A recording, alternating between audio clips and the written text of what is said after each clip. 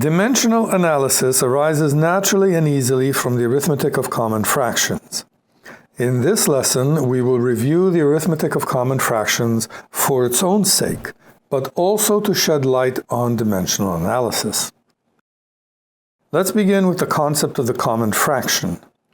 Any number that can be expressed as a division of two whole numbers is a common fraction. For example, 4 is a fraction because it can be expressed as 12 over 3, or 8 over 2, or 4 over 1. The simplest operation with fractions is adding fractions with a like denominator. For example, 2 plus 3 equals 5. How can that be an example of fraction addition? Like this. 2 plus 3 equals 5. What seems to be happening is that all the arithmetic action is taking place in the numerator, and the denominator just goes along for the ride. In other words, 2 over 1 plus 3 over 1 equals 2 plus 3 over 1 equals 5 over 1, which is, of course, 5. Is this a trick? Or maybe this is just what happens in the very special case when the denominator is 1. Maybe. So let's try it again. Here is 2, right? 4 divided by 2 is 2, plus 3, this really is 3, 6 divided by 2 is 3, equals 4 plus 6 over 2, which is 10 over 2, which is 5. So our first rule seems to hold true for the whole numbers because their denominators are always the same. We usually think of that denominator as 1, but as we just saw, it could be any number, just so long as it is the same number for all whole numbers. Let's try this with real fractions. Suppose you cut a cookie into 2 pieces of equal size. Each piece is of size 1/2 cookie. If you eat one of those pieces, then the other, you know you have eaten the whole cookie. You do not need a mathematician to tell you that half a cookie plus half a cookie equals a whole cookie. In other words, you already know that 1/2 plus 1/2 has to equal 1. And don't let anyone tell you different. What seems to be happening here is that 1/2 plus 1/2 equals 1 plus 1 over 2 equals 2 over 2. 2 divided by 2 equals 1, just like before. So the rule seems to be whenever you are adding two fractions with the same denominator, you get A over D plus or minus. I'm going to say plus or minus because it's exactly the same for subtraction. So plus or minus B over D equals A plus or minus B over D. In other words, it's the same whether you're adding or subtracting, and in addition and subtraction, all the arithmetic action is happening in the numerator. The denominator just goes along for the ride. I know that deep down in your heart of hearts, many of you harbor the desire to add numerator to numerator and denominator to denominator. Can this also be true? Let's see. Let's look again at the problem 2 plus 3 equals 5. Suppose we add numerator to numerator and denominator to denominator. So 2 over 1 plus 3 over 1 equals 2 plus 3 over 1 plus 1 equals 5 over 2, which is definitely not 5. Whatever the number 5 over 2 is, it is not 5. In fact, it is 5 divided by 2, which is to say 1/2 of 5, not 5. Let's try it again. Here is 2 plus 3 equals, right, this really is 2. 4 divided by 2 is 2. 6 divided by 2 is 3. So this really is 2 plus 3 equals 4 plus 6 over 2 plus 2 equals 10 over 4 equals 5 over 2, which is again not 5. Suppose we try adding numerator to numerator and denominator to denominator with a real fraction. Take the example 1/2 plus 1/2.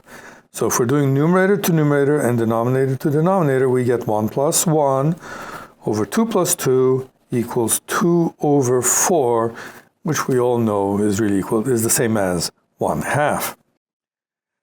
If you believe that the right way to add fractions is to add numerator to numerator and denominator to denominator, then you must believe that if you eat 1/2 a cookie and then you eat the other half a cookie, you ate only 1/2 cookie. If you don't believe that, then you must believe that the rule for adding and subtracting fractions with like denominator is a over d plus or minus b over d, the d's at the bottom here signifying that it's the same denominator, equals a plus or minus b over d. All the arithmetic happens in the numerator and the denominator just goes along for the ride. If we know how to add, we know how to multiply.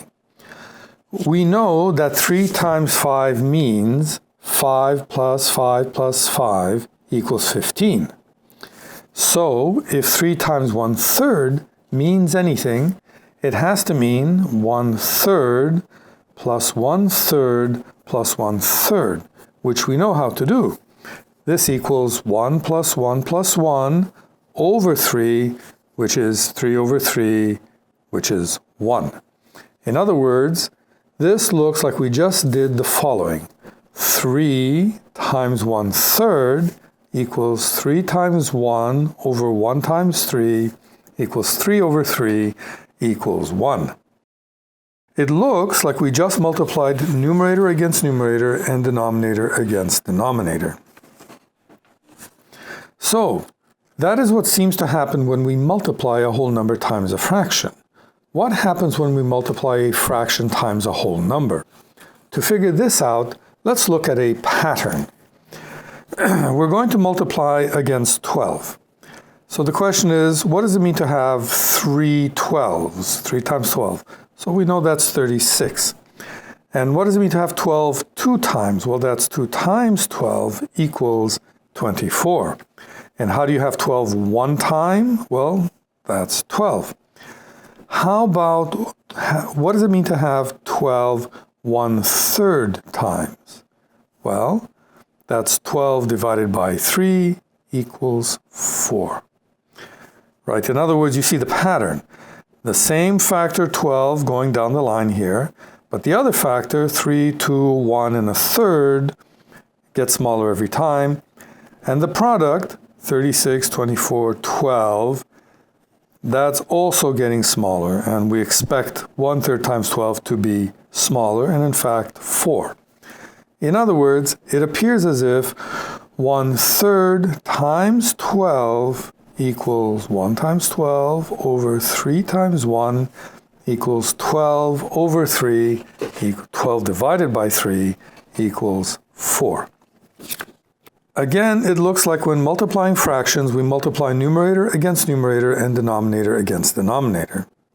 This is troubling because we know that numerator against numerator and denominator against denominator is wrong in addition and subtraction.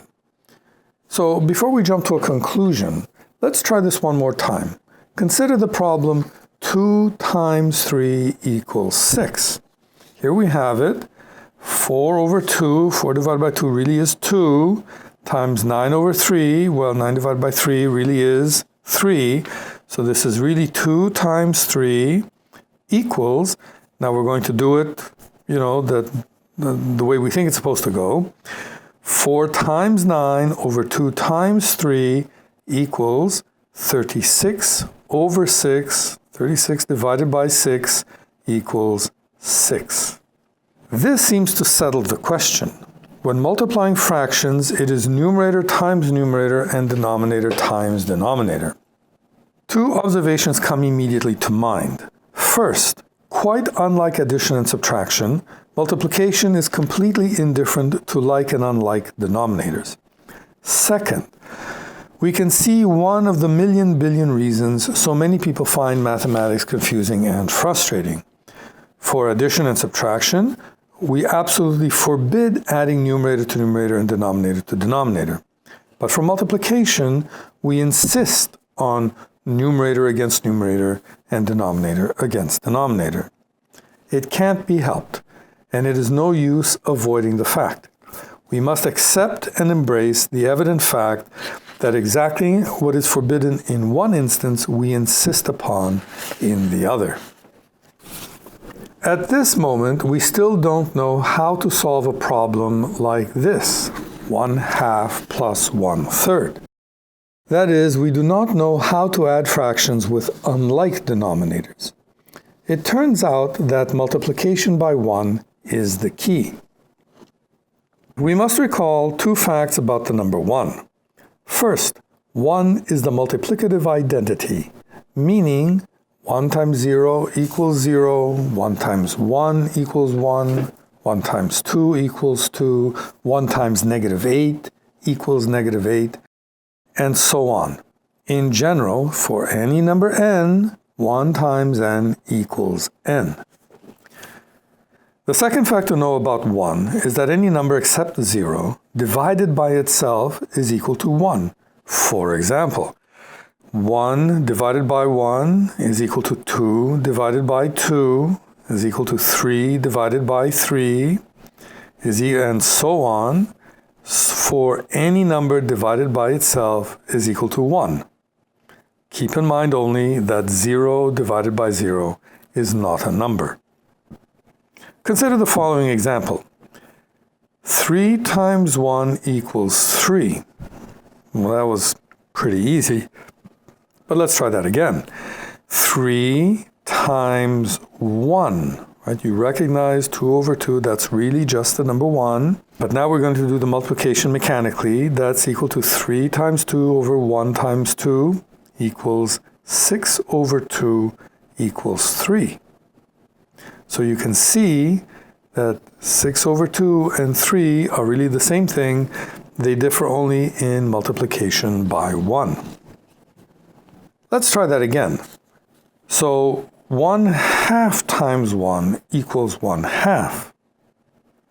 But 1/2 times 1, again, I need you to recognize this as just the number 1, is equal to 2/4, which is really, right, 1/2 times 1 is the same as 1/2. So now we see something more interesting. The difference between 2/4 and 1/2 is in multiplication by 1. Another example, 1/2 times 1, except a different form of 1, equals 3 over 6, which has to be equal to 1. And you can see that the only difference between 1/2 and 2/4 is multiplication by 1. They are the same number. And you can see that the only difference between 1/2 and 3/6 is multiplication by 1. They are the same number. We can do this for as many ways as we can represent 1, an infinity of ways. Of course, we can do this for 1/3 and for any other fraction, and we have just hit upon the way to solve the problem 1/2 plus 1/3. While it's true we can represent these numbers in an infinity of ways, we can be a bit clever about it. To work out a useful fraction equivalent to 1/2, we will use 3, the denominator of 1/3. And to work out a useful fraction equivalent to 1/3, we will use 2, the denominator of 1/2. So our problem is 1/2 plus 1/3, using the 3 from here, 1/2 times 3 over 3, right? We're just multiplying by 1 here, plus 1/3 times 2 over 2, using the denominator from here, and we get 1 times 3 over 2 times 3, 3 over 6, plus 2 over 6, coming from here, equals 3 plus 2 equals 5 over 6. In other words, 1/2 plus 1/3 equals 5 over 6, not 1/2 plus 1/3 equals 2 over 5. This is just wrong. What we've done here is we've taken a problem we cannot solve, this 1/2 plus 1/3, and we converted it into a problem we can solve, and then we solved it. So therefore, our first three rules are as follows. A over D plus or minus B over D, in other words, addition and subtraction with like denominators, is just A plus or minus B over D. Our second rule was multiplication, A over B times C over D. Notice we don't care about common denominators here, or like denominators, and we just multiply across. A times C equal over B times D. So that's multiplication. And finally, the rule for adding and subtracting fractions with unlike denominators, A over B plus or minus C over D equals A over B, and we're using D from the denominator from the other fraction, times D over D, plus or minus C over D times B over B, using the denominator from the first fraction. And so we get AD over BD, right? AD over BD plus or minus BC over BD. To understand division of fractions, we have to put together two ideas. The first idea is about the reciprocal of a fraction. The reciprocal of A over B is B over A. The reciprocal, we just flip the fraction. For example, the reciprocal of 2 over 3 is 3 over 2, and the reciprocal of 1/2 is 2 over 1, which is to say the reciprocal of a half is 2. There are two interesting properties of the reciprocal. First, the reciprocal of the reciprocal is the original fraction. Thus, the reciprocal of A over B is B over A, and the reciprocal of B over A is A over B. The second interesting fact about the reciprocal is that every number multiplied by its reciprocal must be 1. For example, 2 over 3 times its reciprocal, 3 over 2, is equal to 2 times 3 over 3 times 2 equals 6 over 6 equals 1. Thus, A over B times B over A equals AB over AB equals 1. I hope this result is obvious to you. When you multiply a fraction by its reciprocal, you must end up with the same number in the numerator, that is the product, the same number in the numerator that you have in the denominator. Since you are then dividing a number by itself, you must get 1. The second idea about division is a kind of dual property. Every division has an equivalent multiplication. For example, 12 divided by 3 equals 4, if and only if, which is to say because, 4 times 3 equals 12. This is always true. Thus, A divided by B equals Q, some number Q, if and only if Q times B equals A. In fact, we can say that 4 must be the answer to 12 divided by 3 because 4 times 3 equals 12. In other words, we have an alternative definition of division. 12 divided by 3 is the number that when multiplied by 3 gives 12. That is, 12 divided by 3 equals some number Q if Q has the property that Q times 3 equals 12. And we then have to go looking for the number that satisfies that condition if the number exists. We are now ready to work out the division of fractions. Consider that 12 divided by 3 equals some number. That is, 12 divided by 3 equals Q. For Q to be the result of the division, it must be true that Q times 3 equals 12. I can discover Q if I can get rid of 3. How do I do that? Well, I can get rid of 3 by multiplying it by its reciprocal. Just remember that I can do whatever I want on one side of an equation, just so long as I do the same thing on the other side of the equation. Therefore, I have Q times 3 equals 12. Q times 3, now I'm going to multiply by the reciprocal of 3, equals 12 times 1/3. Of course, 3 times 1 over 3 has to go to 1. Therefore, it's q equals 12 times 1/3 equals 4. Okay, so this looks like I'm just going around in circles, but it does work. So let's try this again. What is 12 divided by 1/2? Well, 12 divided by 1/2 is equal to some number q if and only if q times 1/2 equals 12. I'm appealing to the dual property of division and multiplication. We want to discover q, and we do that by getting rid of that annoying 1/2, which we can do by multiplying by the reciprocal. So q times 1/2 times its reciprocal, 2 over 1, equals 12 times 2 over 1. So on the left-hand side, 1/2 times 2 over 1, that just cancels out. It becomes 1. And on the right-hand side, we have 12 times 2 is equal to 24. Q is equal to 24. Notice what we have just done. 12 divided by 1/2 is equal to 12 times 2 over 1 equals 24. We have converted a division into a multiplication. In other words, every division is a multiplication by the reciprocal. That is, we invert and multiply. This is not just a trick we play with common fractions. Invert and multiply is always true.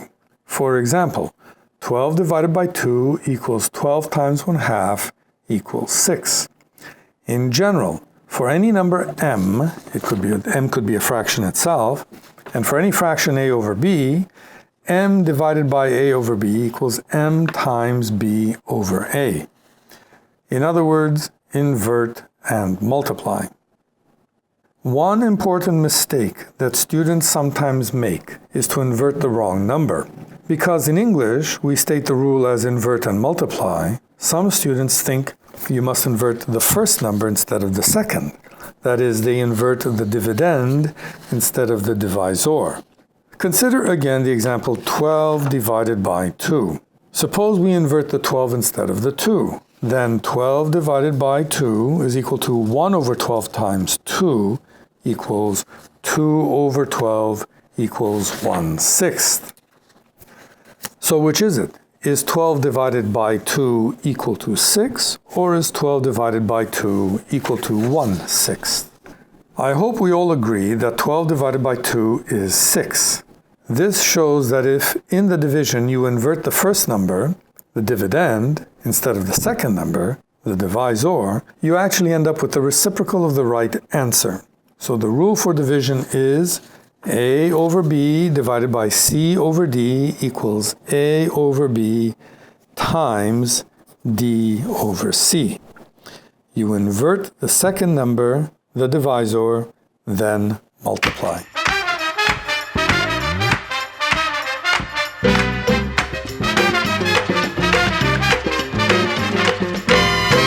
Yo nací en un bohío de la campiña lejana.